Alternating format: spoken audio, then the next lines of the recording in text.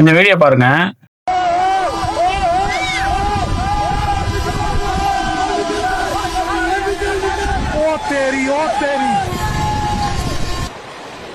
Train cross பண்ற road.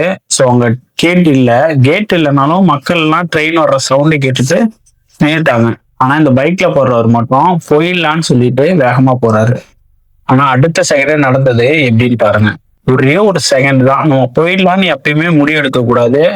ஒரு நிமிஷம் வெயிட் பண்ணுங்க, ஒன்னும் ஆயிட போறது இல்லை. நான் திரும்ப திரும்ப அதான் சொல்றேன். முதல்ல நமக்கு நம்ம உயிர் தான் முக்கியம், அதுக்கு அடுத்தது தான் எல்லாமே. நல்ல வேளை அவர் வந்துட்டு எதிர்பாராத விதமா தப்பிச்சிட்டாரு. இல்லைன்னா அவர் பைக் இப்ப நசுங்கின மாதிரி அவரும் நசுங்கிருப்பாரு.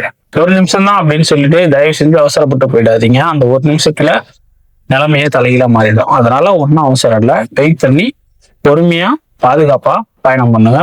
பொறுமையா பாதுகாப்பா ரோட்டை கடந்து செல்லுங்க. Stay awareness, stay safe. மற்றவரை நேசிப்போம், அன்பை விதைப்போம்.